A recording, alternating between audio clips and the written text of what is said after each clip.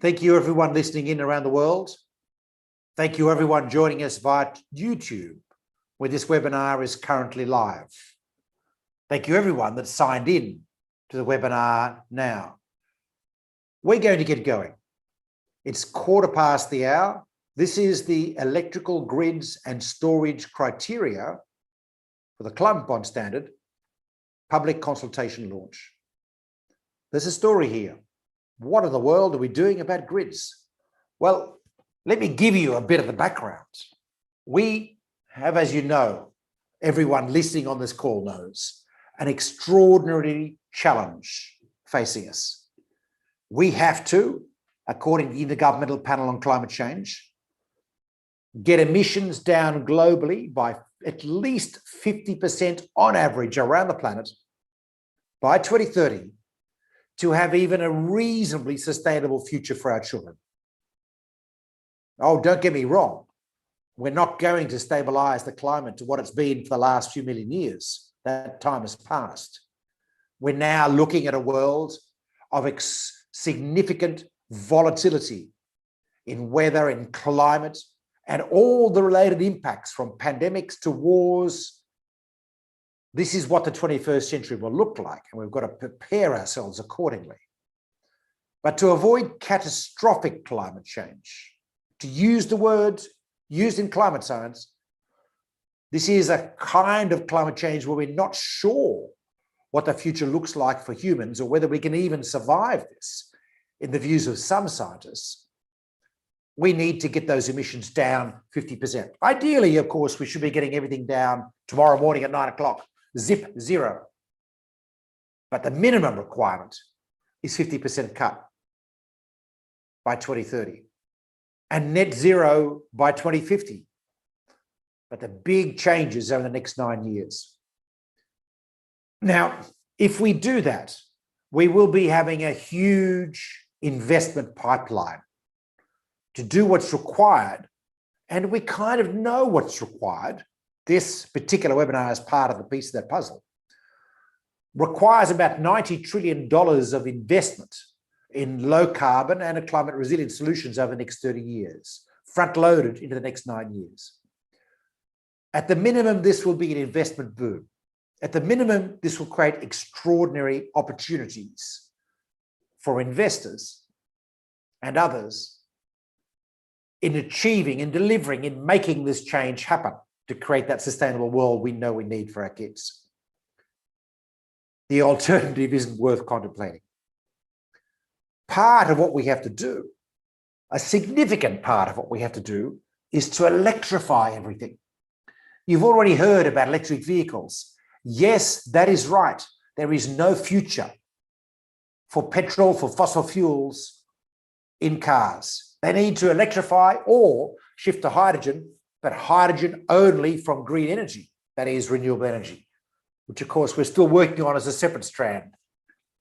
Within urban areas, within transport that's a relatively short distance, a few hundred kilometers, we expect to be dominated by electric vehicles. Long distance transport, trucks, railways, and currently being trialled in Germany and in Italy are likely to be hydrogen.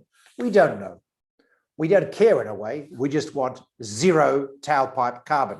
We are removing the idea of the utilization of energy and the kind of emissions there from the generation of energy. So if you build a high-speed rail line in Poland now, that counts, even though it's only got about a 17% reduction in emissions compared to aviation, because the future must be electric. It's very clear, and it will be. Poland will shift and is shifting to renewable energy very quickly. To make, of course, a world where we can electrify everything, we have to do something about the infrastructure for the electricity. And that's our challenge. Discussions about grid and transmission investments in climate circles in the past have often focused on the emissions reductions with certain sorts of investments. Will this particular grid infrastructure lead to a specific reduction in emissions and justify it? We're saying, hang on, folks. We need to do a lot of grid. We need to drastically scale up the use of electricity as a minimum in our economies and societies. Of course, how we do it in Nigeria will be different to Germany, which is the detail you'll hear a little bit as we go on. So we're rolling out these criteria for electric grids and storage. This is in parallel to what's happening in the European Union taxonomy, which we've also been advising for some years, which has a similar approach. Electrify everything, please. And now let's look at within that idea of what the rule sets are for grids and storage. There are some big implications in what we're putting to you today for the potential for green and related bond issuance from utilities, from grid and transmission companies. Huge implications. That's a teaser. We'll come back to that. I have with me to help us understand what the rule sets look like Chris Moore, who's sustainability analyst at Climate Bonds Initiative, driving our internal work on this and a number of other areas. And then Ian Walker, who's the Director of Element Energy, who's a low carbon energy consultancy doing a lot of work in the grids and energy transmission sector, who has been the principal consultant for the work of this criteria. We have a whole industry working group, technical working group, I should say, so of support people that we'll come to in a little minute. We'll explain who's been involved in this process. If you want to ask questions, please use the Q&A button. We are looking for questions. I'll come to those in the second half. We're going to hear from Chris, from Ian, go to questions, and then we're going to formally launch this public consultation period, which you have 60 days to put in responses to the detailed criteria. And at that point, we close off, make adjustments, and our board hopefully confirms the criteria, and we start certifying bonds from grid companies and transmission companies around the world. Chris, over to you. Thank you, Sean, and thanks everyone for joining again. So I'll take us through a bit about who we are today, the Climate Bonds Initiative. So we're a global investor-focused, not-for-profit, mobilising debt capital markets for climate solutions. And there are multiple dimensions to this work, as Sean's already alluded to, chief among them market intelligence and development, policy development, and then probably the most relevant to today's discussions are standards development and the certification scheme. But first, to make sure that everyone knows what we're talking about here, what are green bonds? So these are debt securities issued by financial, corporate or public entities. And here's the key, where the proceeds are used to finance green projects and assets. And that's what distinguishes them from regular bonds, otherwise known as vanilla bonds. But otherwise they're similar in structure and credit rating. So the green is the bonus feature to the bond. And what we're interested in is really the projects and the assets. In other words, the use of proceeds of the green bond. And that means that the green label is an identifying tool for investors, and it leverages existing flows of capital to drive green finance. And it's an evolving market and an amazing journey so far that doesn't show any signs of slowing down. And 2020 was a record year in two ways. The $1 trillion cumulative issuance mark was beaten. And it also saw a new global record of global issuance in 2020, which was $290 billion in total. And that's only added to the fact that there was an emergence of sustainability bonds and social bonds, which had huge increases in their financing and issuance. And as well as that, use of proceeds in terms of the types of projects and asset categories that are being financed by green bonds, you can really see there that it's a really diverse range of asset categories and sectors. And where do we come in at climate bonds? So the climate bonds standard and sector criteria, this is an insurance labelling scheme for green bonds in essence. And it's a more granular way of defining in detail reporting processes and also what counts as eligible use of proceeds for a green bond. And so what we're trying to do is identify assets and projects which are consistent with the rapid transition to a low carbon and climate resilient economy, which was enshrined in the Paris Agreement. And this really just gives you an overview of the kind of sectors that the reach of the climate bonds standard. And this is our climate bonds taxonomy, which is another way of looking at it. So it just shows you the range of sectors that we cover so far. And just quick apologies that storage should have criteria under development, such as just as transmission and distribution does. That's what we're talking about today. And then just to quickly go over what Sean's already mentioned, the public consultation practicalities. This is running until the 21st of July as part of the 60-day consultation. You can provide feedback, questions or comments on any aspect of the criteria. Although at the end of the slides, we'll just have some things we're especially keen to hear from you on. And you can enter this feedback into a form which is available on our web page. But equally, we're really keen that you see this call as a chance to give feedback and ask questions as well, if you wish to do so. So please do, put the questions into the Q&A if you would like to. But anyway, that's everything from me. And I think now I can pass you over to Ian Walker, our technical lead consultant on the criteria, who will take us through the criteria themselves. Over to you, Ian. Great, thanks very much, Chris. Morning or afternoon, everybody. So I think I'm going to spend a bit of time just introducing the eligibility criteria that have been developed for grids and storage to you, and then I think we'll have some time for some Q&A afterwards. I think first of all, before we get into the details of the criteria, we just wanted to acknowledge the involvement of two working groups that Sean has already mentioned. The first is the technical working group, who've really been instrumental in the development of these criteria throughout the whole process, providing input into the development and kind of challenging the emerging criteria. And as you can see, the technical working group is a collection of experts from academia in the energy and electricity grids field, people working in the finance sector, and also people working in the kind of in the policy sector as well. And it's through kind of developing the criteria in conversation and consultation with this group that we've arrived at a set of criteria that we feel are robust and appropriate for this sector. Everything that we have adopted as criteria has been done through a process of gaining consensus with the technical working group and having quite a bit of discussion and some sort of lively debate around what these criteria should look like. So I think, thanks very much to the input of everyone within the technical working group.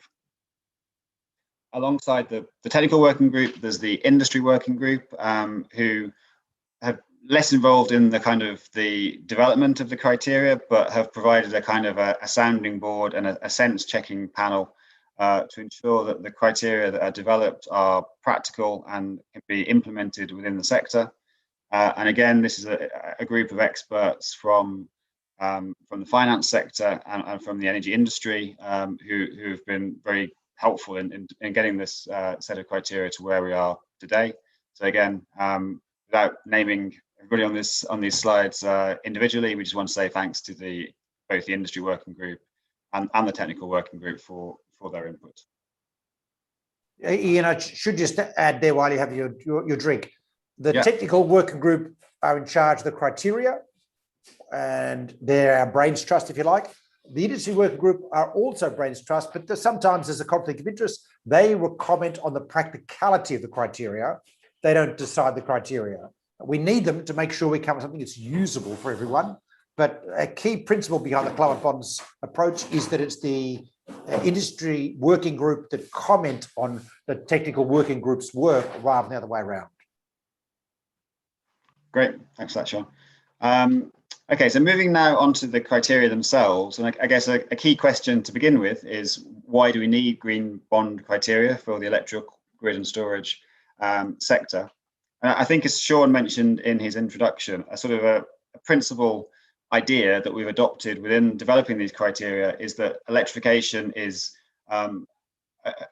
a beneficial, good thing on the pathway to decarbonisation. Low carbon electricity can displace high carbon fossil fuels in a whole variety of sectors and end uses, and therefore decarbonise those sectors.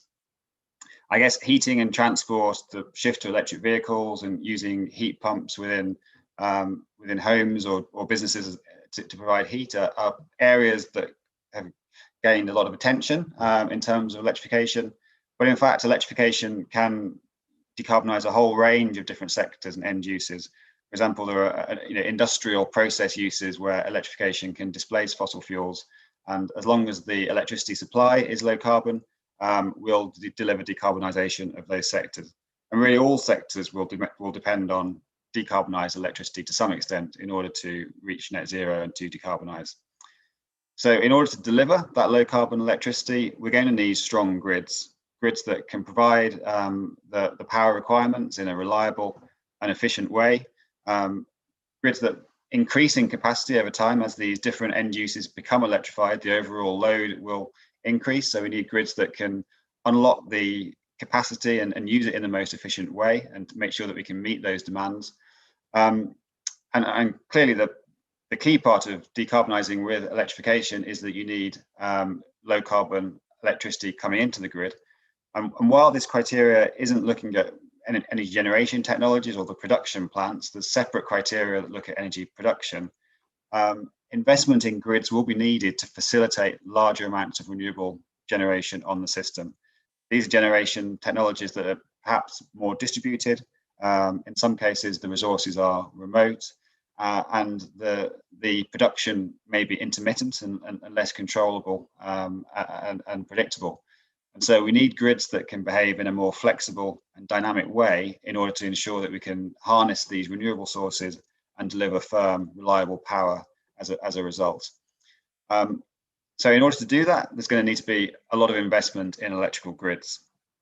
It's been estimated that by 2030, globally, we need to be spending $820 billion per year on grids if we're going to kind of pave the way for grids to unlock a net zero energy system by 2050. And this is investment in really critical infrastructure within the economy that will be pivotal to decarbonising that economy over the pathway to 2050 and net zero. What we actually find at the moment, though, is that investment in electrical grids has been dropping over recent years.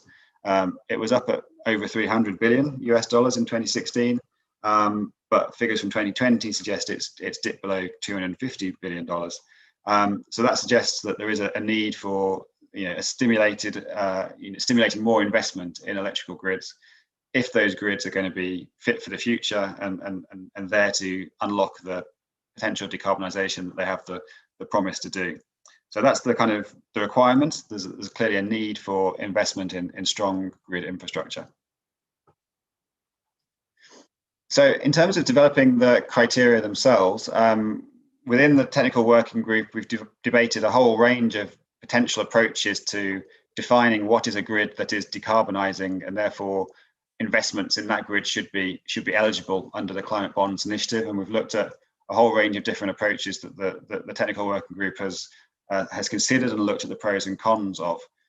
And one such set of criteria is, as I think Sean mentioned at the start, the EU taxonomy on sustainable finance, which is really looking to do a very similar thing in terms of, at a European level, provide a certification system for investment in clean green infrastructure. And within that EU taxonomy, they've developed a set of criteria to define when grids are on a pathway to decarbonisation, and therefore investment in those grids should be eligible. And we looked at that as a potential starting point within the Climate Bonds Initiative, because it's really setting out to achieve very similar objectives.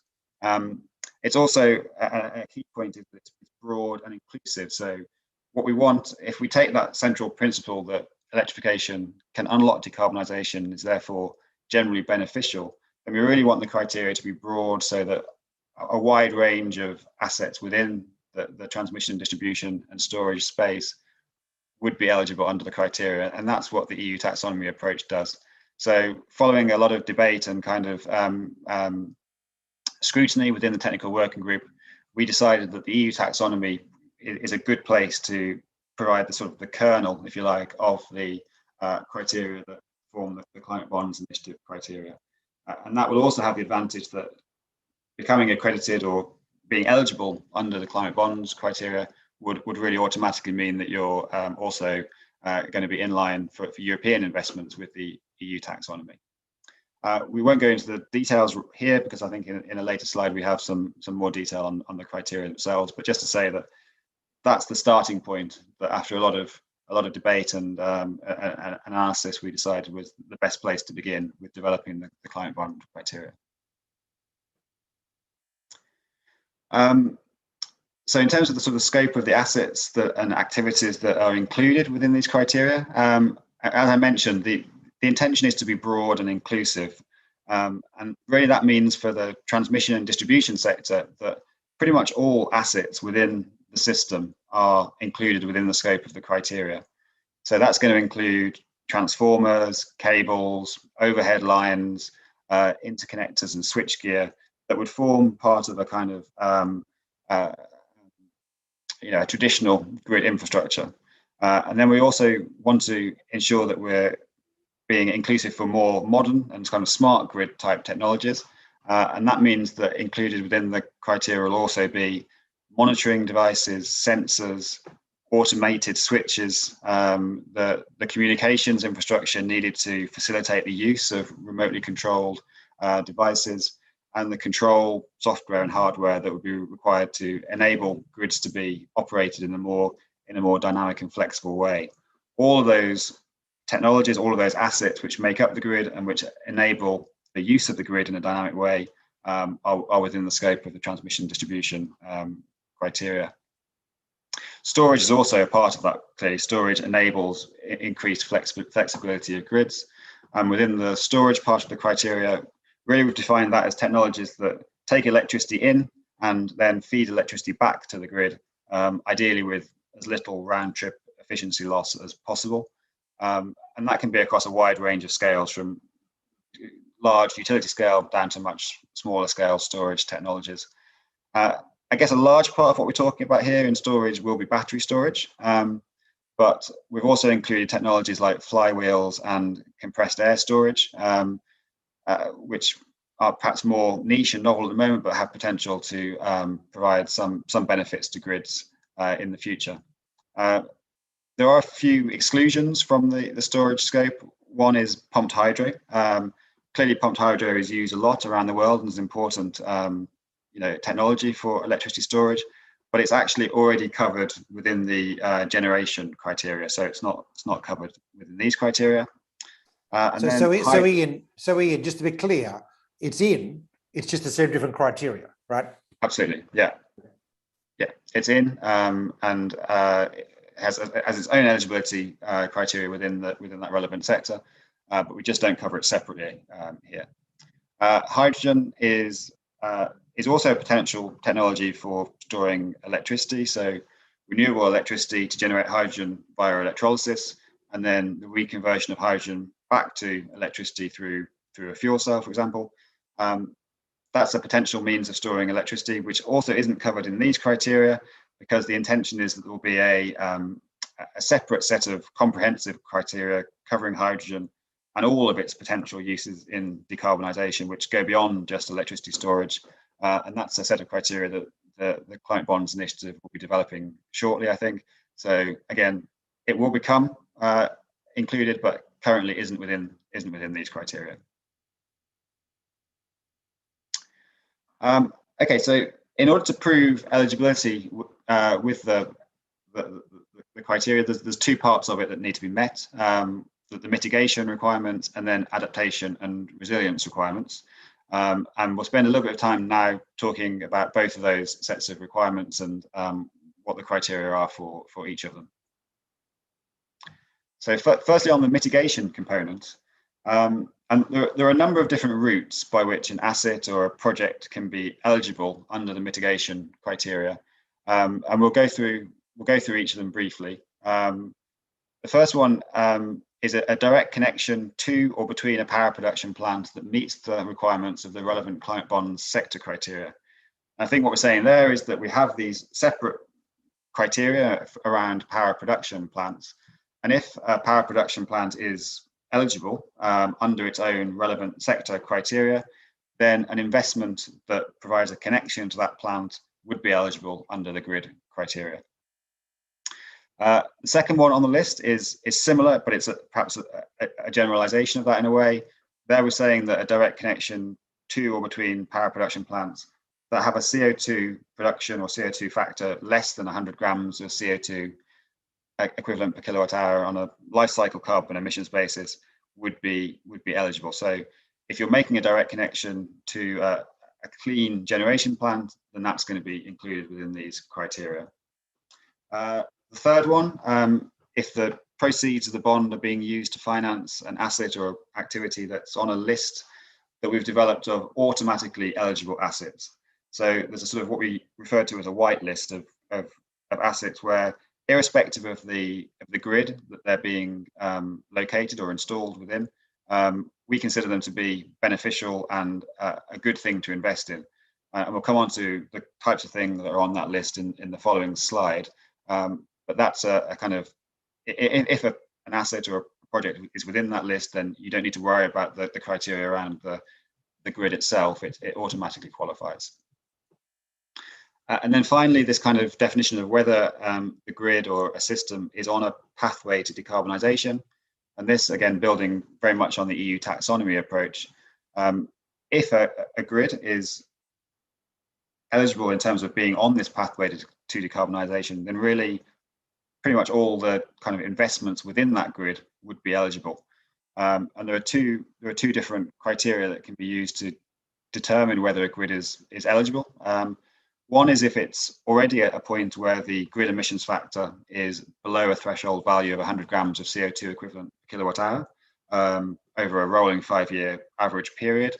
So what we're saying there really is that if the grid is already, clean, really, and below 100 grams CO2 threshold, then we would say that investments within that grid are eligible. Then the second part of it is if the grid hasn't yet reached that level of average grid emissions factor, but we see that over the last 5-year period, more than 67% of the generation that's been connected is below the threshold value of 100 grams of CO2 per kilowatt hour, then we say, well, that grid is moving in the right direction. More than 2/3 of the generation that's been connected over the last 5 years has been below 100 grams of CO2. So we can see that it's shifting towards becoming a lower carbon grid, and it's moving in the right direction to be a net zero grid by 2050. And so, as I say, if the grid is eligible on either of those two criteria, then investments within that grid will meet the mitigation component of the criteria. So this is the kind of one of those routes is if the asset or project activity is on the automatically eligible list, this kind of white list, and we just go through a few of the kinds of things that are on that list on the next couple of slides. And as I say, these are things that will be eligible irrespective of the grid that they're located within. So transmission and distribution transformers that correspond to certain eco design regulations will be automatically eligible. Any infrastructure that is its main objective is to increase or connect new renewable electricity generation to a grid will be eligible. That's seen as beneficial. Equipment that kind of unlocks demand side flexibility, so carries information to users for them to remotely act on consumption, modify their demand to provide flexibility to the grid would be automatically eligible. Interconnection of systems, so if a system is being interconnected to another system that is eligible on the pathway to decarbonisation criteria, then that whole interconnected system is considered to be eligible, or that connection is considered to be an eligible investment. Equipment to allow for exchange of renewable electricity between users, so looking at more distributed grids, microgrids, grids where you may have kind of balancing within a microgrid system and requiring less exchange with the wider system.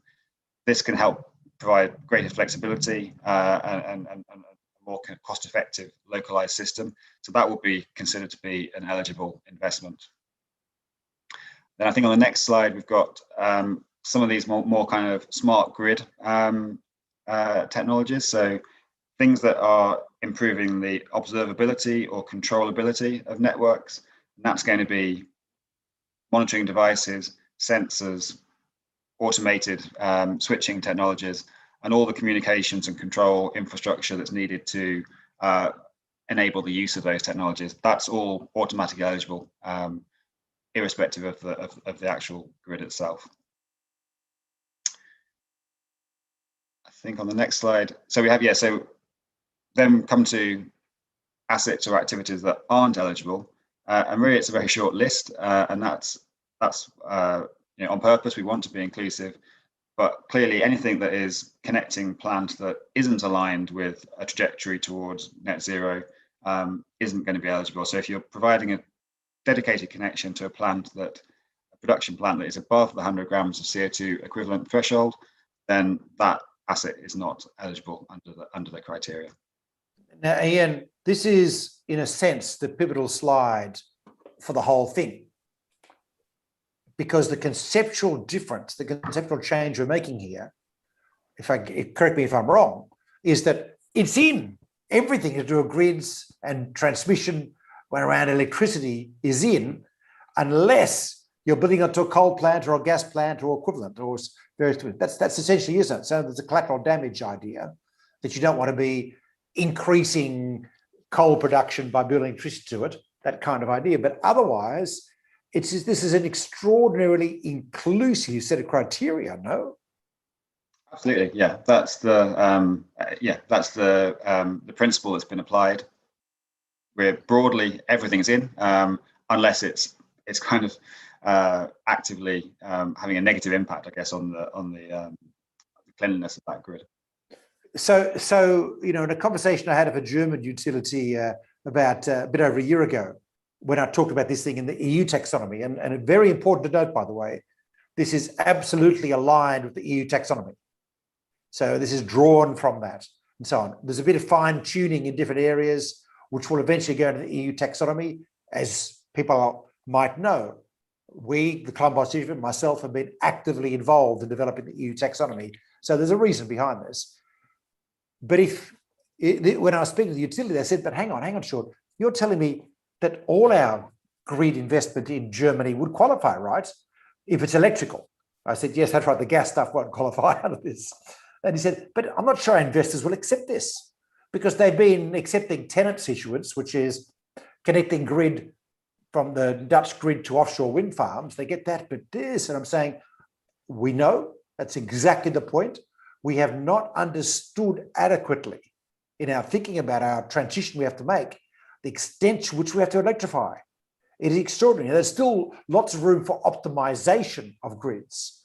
This particular criteria doesn't say that this grid investment will be more efficient than that grid investment. And you get a lot of discussion around smart grid versus hub and spoke in this area. I'm sure you're having deals all the time with your clients. But the key point is, if you're electrifying, you're in the right direction, right? It's a simple message. Yeah, absolutely. Okay, back to other slides. Sorry to interrupt. I just thought I get excited at this point because it's such a conceptual shift from where we've come from. Yeah, great. Thanks for that, Sean. So, yeah, I think we've kind of discussed what the criteria look like. I think just briefly, a few notes on how you prove compliance. Clearly, to show whether a grid is on that pathway to decarbonisation requires some data around either the average grid emissions factors currently or the emissions factor of generation that's been connected. And issuers who have access to their own data, who own data, can use that to demonstrate compliance. But it's not necessary to have kind of ownership of any data. There's plenty of data within the public sphere from reputable sources that can be used to demonstrate compliance. Through the analysis that we were doing, developing these criteria, we drew heavily on International Energy Agency data, and there's data there that can be used to demonstrate compliance, get data on the types of production that's been connected to grids and its carbon factors. there are other local kind of country level agencies that also provide similar data that can be used. So there's a wealth of data out there that can be used to demonstrate compliance. We've been talking a lot about systems and grids. When we say a system, we're talking about a transmission or distribution network control area of the network or system operator where the activity is taking place. I also mentioned sort of interconnection between systems. And if you interconnect systems to develop a bigger system, then if that overall interconnected system is eligible, then each of the systems that make it up will also be considered as eligible. And an example of that is within the European Union. We have a large interconnected grid, which on the whole is meeting the criteria and will be eligible. So then all of the individual country grids within that interconnected system will also be eligible. The rolling 5-year average period for compliance, really that's just the 5-year period prior to the year for which the most recent data is available. Look over that window and look at either the grid average emissions factor or the emissions factors of the plant that's being connected, and that average over that period we use to demonstrate compliance. Then I think that's probably everything on the mitigation component of the criteria. Moving on to the second part of it, which was adaptation and resilience. And really the requirement here is that it's not so much that there's a set of criteria that need to be met. What needs to be done here is to undertake a climate risk assessment and show that the impact of climate change and the physical climate hazards that could impinge, if you like, on the asset over time have been taken into account, and that there's suitable mitigation measures in place. So that will require the bond issuer to, first of all, define what the asset is, define the boundaries of the investment and how that interacts with the wider system, and then undertake a risk assessment that looks through the different kinds of physical climate hazards that could have an impact on that asset, to show that it's expected to be fit for purpose over its operational lifetime. And the kinds of hazards that will need to be thought about here are things like increasing temperature over time. That can have an impact on overhead lines, for example, and the kind of the sag in the lines. It can have an impact on the types of demand on infrastructure, which could potentially have impacts for whether it remains, the length of its lifetime, its useful lifetime. Extreme weather events, clearly high winds, flooding, can all have impact on grid assets. Extreme low temperatures, heavy snow, these kinds of things need to be thought about to show that they have been identified and that there are suitable mitigations in place that makes it reasonable to assume that this asset will be able to operate and be fit for purpose over its whole lifetime as the climate changes. That's the third element, really. Having identified the risk, you then look at the mitigation measures. Then the infrastructure should ideally enhance the climate resilience of the overall system, and certainly the asset should do no harm. So certainly doesn't reduce the resilience of the system and doesn't doesn't have a negative effect on the mitigation criteria for the system overall. Bond issuers will then need to kind of over time undertake ongoing monitoring and evaluation to make sure that these risks are continuously being assessed, that any new risks are being identified, and if the risk level has changed, that the mitigation measures are still appropriate and that no further action needs to be taken to ensure that the asset continues to be fit for purpose throughout its whole operational life. So that's the adaptation and resilience components of the criteria, and I think that brings us to the end of the description of the criteria, if I'm right. So then I think we're looking for feedback through the public consultation on whether, and indeed today through the Q&A, but whether these criteria seem appropriate, whether they're robust for the electrical grid and storage sector. Do the criteria apply globally? Are they applicable to all of the different markets that these criteria might want to be used within? Is it feasible and easy enough to be able to demonstrate compliance, or are the requirements too onerous? And of course, any other feedback. So I think at this stage, we probably open it up to the group. Sean? Thank you very much, Ian. That was great. I've got a few questions I want to tease out, but let me start off with a question from William Bly, I think at the Oxford Economics Group. I talk about everything is in, but we've got a caveat. And the caveat is everything is in as long as the trajectory of the national grid or the overarching grid, because they're not always national, is in the right direction. You know, in the USA, we have, I think, is it Ian, 3 separate grids which are not properly connected at this stage, and in Japan similarly. So I guess in those circumstances, we're looking at the grid itself, the particular grid, rather than the country. First question to Ian, is that correct in Japan and China, or are we looking at the national figures? I think it's correct that you should be looking at, you know, as the system was defined, the grid as being the area of control of the grid operator issuing the bond. It's true that in some of the analysis that we've done, we've looked at national figures for example, for Japan and China. So there may be some, you know, there may be some constraints based on the available data, and that would need to be looked at a case-by-case basis. But I think the general principle is correct, that the system is defined as the system operated by the grid operator that's issuing the bond. So in the US, we might have a different grid figure for the East Coast grid versus the West Coast grid. So bear that in mind for everyone out there. The question is to have data which meets the criteria. So to answer your question, William, if the grid is going in the right direction, I'll ask Ian to revisit that slide now, then yes, everything is in. But if the grid is not going in the right direction, and this is essentially to try and exclude national or grid policies in terms of generation that are going in the wrong direction, then actually nothing is in. So it's a very binary approach here. Now, of course, what we're hoping, what our ambition is that all grids in the future will be going in the right direction. But we know it's not always the case. I mean, if you're building coal-fired power plants, this is not going to work for you, essentially. So Ian, let's just go back to this so people can understand this correctly. The criteria for the grid. Just reprise this for us. Yeah, so I guess the key part is this sufficient pathway to decarbonisation. And as I was describing, this is kind of building on the EU taxonomy approach. And there are 2 ways that a grid can be defined as on a pathway to decarbonisation, and therefore the grid becomes eligible and all the investments within that grid would be eligible.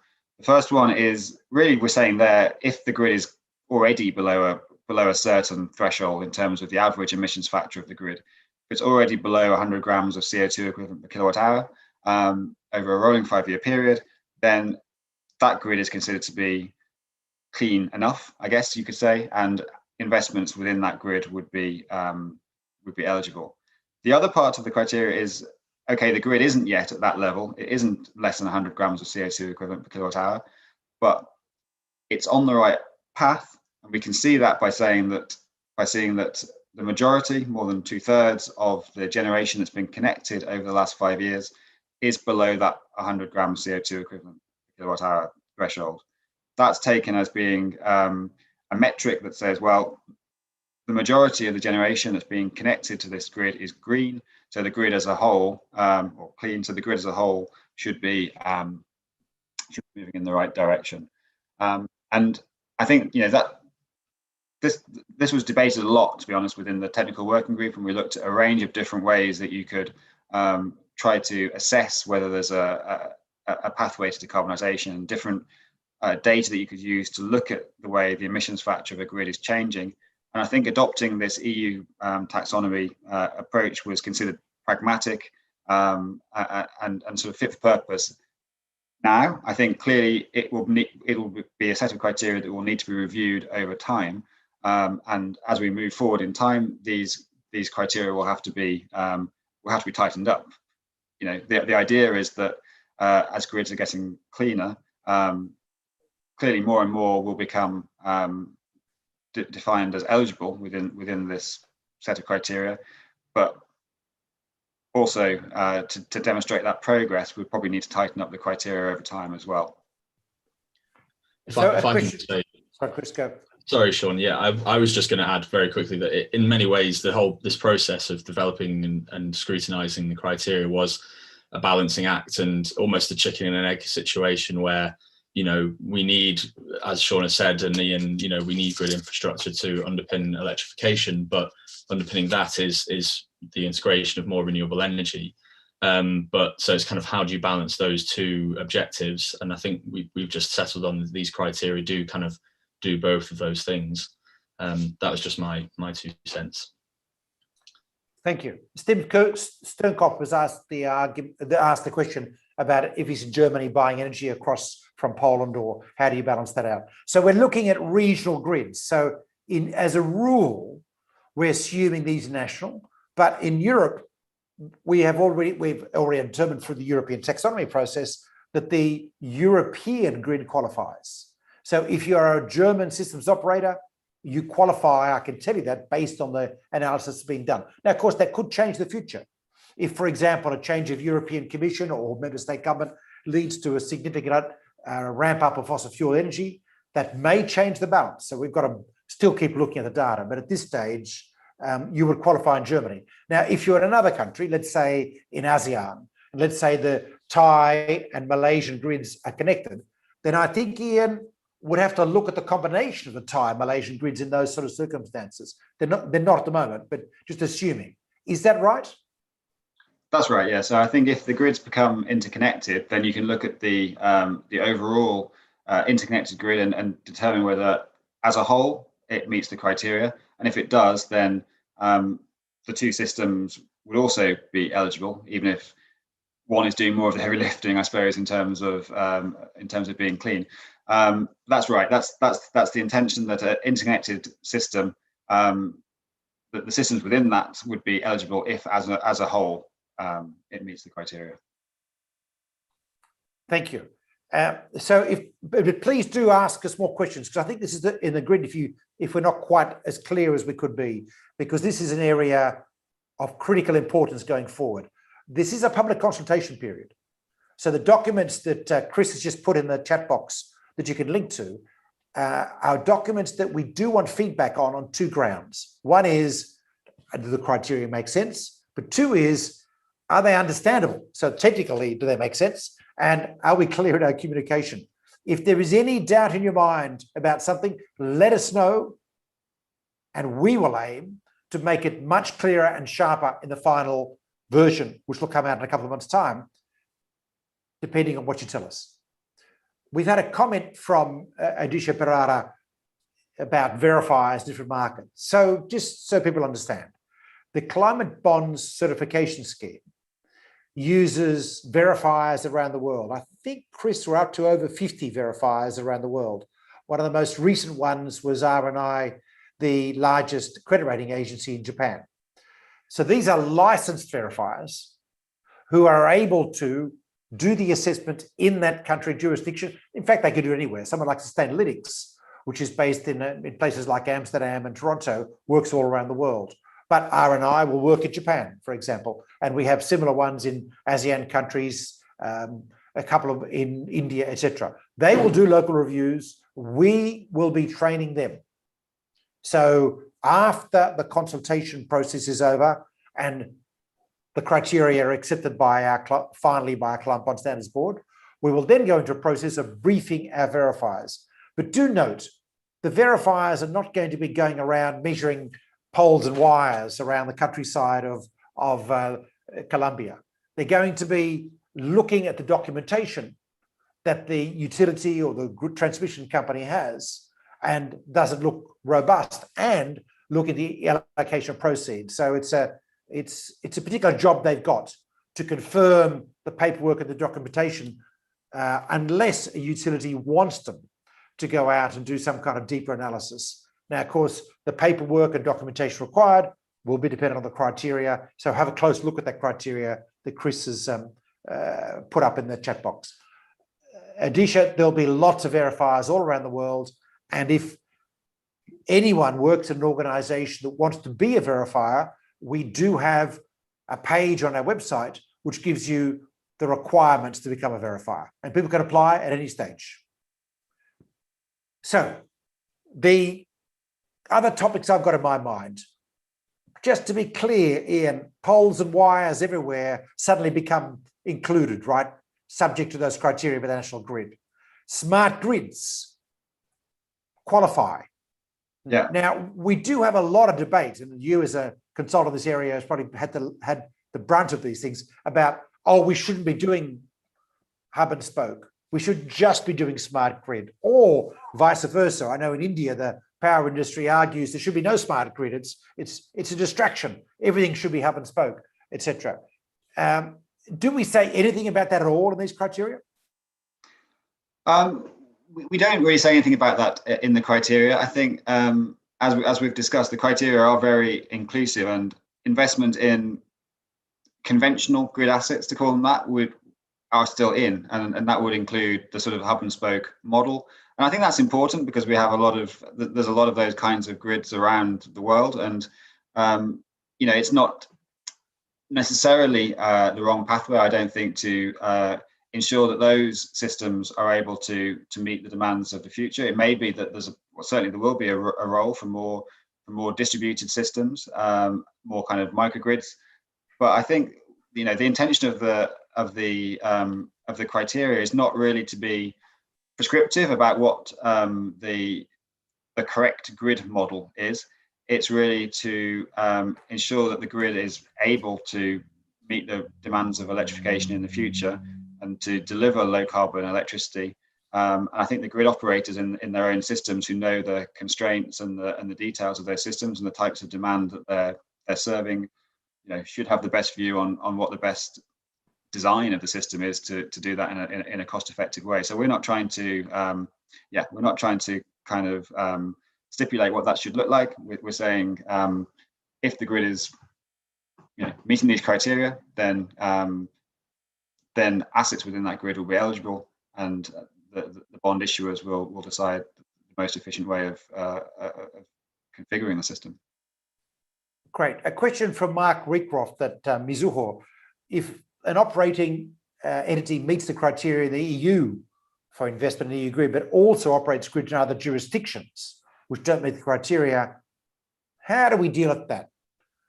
So I'm going to say this is a use of proceeds bond.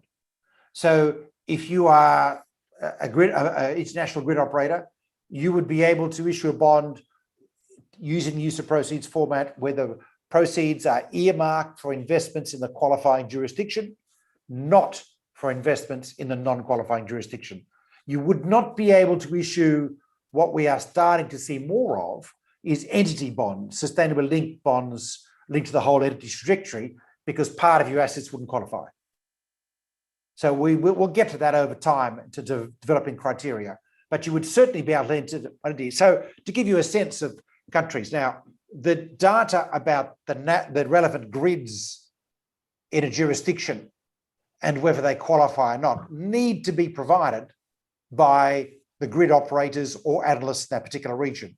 We have not at this stage published a guide to all the grids in the world, which, Ian, would be really cool, wouldn't it? It's something we need to try and look at some point.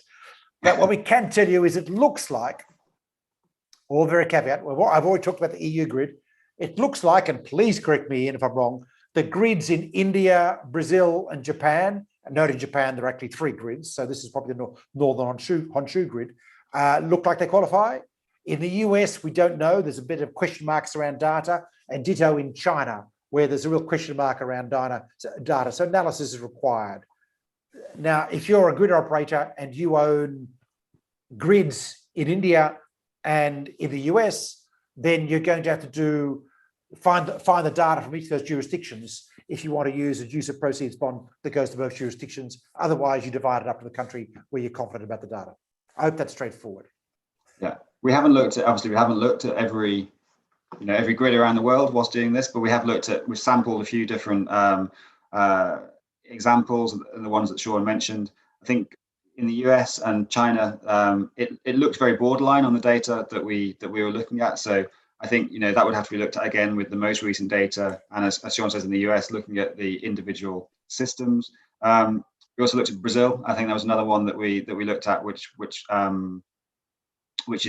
qualifies well, certainly qualifies on B, I think, in terms of the generation capacity being connected, and actually I think is very close under A as well. The grid emissions factor average is not far off 100 grams of CO2. So yeah, there's we've looked at some sample countries. There's data out there from different sources to do that, but yeah, clearly there's a lot of grids and systems we haven't yet looked at. No, that's right, and that's part of the work for the coming year. Get the rule set right, but note that yes, there is capacity, as Chris said earlier, to adjust and change the rule set going forward. This is a dynamic standard. As knowledge becomes available, as science changes, we may have to change. But this will be forward-looking. There'll be no changes to past bonds. There's a grandfather rule, essentially. If you issue a bond the day before the criteria change, it qualifies. But the day after, you'll need to use the new criteria. So just bear that in mind. Now, one question that's come up is, should we be looking at forward pathways rather than backward pathways? We did have this discussion. We chose not to in this circumstance. It's entirely possible we might revisit that if for some reason the data and the trajectories change. And more to the point, we have confidence in the trajectories, because one thing we need here is confidence that change is really happening. If there's some way to demonstrate confidence around the grid trajectory going forward, clearly we should attain that. So William, come back to us and give us some ideas on that point. We're close to wrapping up. We're nearly at the hour. So last questions, everyone. Let me just see if I've missed any. I think I'm okay at the moment. I did want to ask, William, just to go back to the storage idea. So again, we've got a pretty inclusive idea of storage here. The carve out is purely because the criteria are being set in other work groups, right?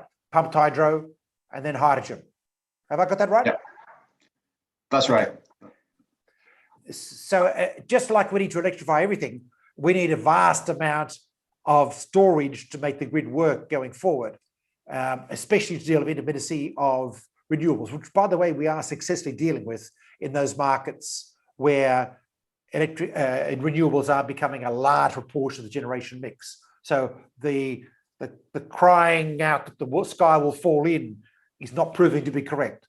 We're keeping out of it. But of course, as we turn our grids to 100% renewable, which will happen over the next 30 years around the world, that will require us to be much more innovative in terms of our storage technology. So it's a very inclusive approach here. One thing you can't have, though, fossil fuels. So we are not allowing you to have a gas-fired storage as a gas-fired power station as your storage capacity solution. Just bear that in mind, which is, again, consistent with the collateral damage approach. Anything else we've missed here, Chris? I like to think not, Sean. I think, yeah, I think, yeah, storage is one of the things that we've maybe talked a bit less about today, but the underlying principle is the same. You know, storage is, one of our technical working group members put it brilliantly, as transmission and distribution is transport of electricity across space, storage is across time. And I think we've taken the same kind of principles to underlie it, that inclusivity is key. And yeah, hopefully what we want to hear from you attendees is how do you agree that they've achieved that? That's all I'd say. Okay, so final words. This is fully recorded, this webinar. You'll be able to look at it on YouTube or via the Club of Ponds website, clubponds.net, and you'll be able to replay the dulcet tones of Ian Walker and Chris Moore to your heart's content, but more to the point, share with your friends. Ian, any final words about the opportunities in this sector? Well, I think the opportunities are quite clear. I think there's no, plausible pathway to net zero and to decarbonising our energy systems that doesn't involve a large component of electrification and strong electrical grid infrastructure. So clearly the investment is needed in these systems, and it's investment in, it's a safe investment in in some ways in kind of pivotal infrastructure. So I think, you know, we can have all kinds of debates around what an optimum net zero system looks like in the future, and there's lots of interesting analysis around that. But what's common, I think, in all of them is that you need strong grids. Absolutely. William, yes, with this COP26 green grid discussions, I've been speaking to Nicholas Dunlop about this, who you may know, to try and connect. We do want to connect with what I know is going to be a big initiative chaired by the UK government around promoting green grids. So please do talk to us. We'll, Chris, if you can contact William in the Q&A and start a conversation about how we more connect more directly the work we're doing and the work the UK government is doing for COP26 around this issue. That'd be fantastic. Thank you everyone for joining us today. Thank you for your comments, including Monica's comment about flexibility. Please do give us comments to the draft text, and then make sure you encourage people to come to market, because our goal here is to colour our economy green with stuff that qualifies, and by implication, anything that isn't colour green should not be in. Now, we want to do this with the grids area too, and we want to bring the advantages to the green bond market and the thematic market to utilities and grids who may not have actually realised that what they're doing is part of the solution being electrify, electrify, electrify everything. Thanks for joining us today. It's going to be really exciting. We're going to see a lot of green bonds in the coming 12 months in this area. Watch this space. Thank you very much, Ian. Thank you very much, Chris. Thank you everyone for attending. Good luck making the world more sustainable. That's the job for us all.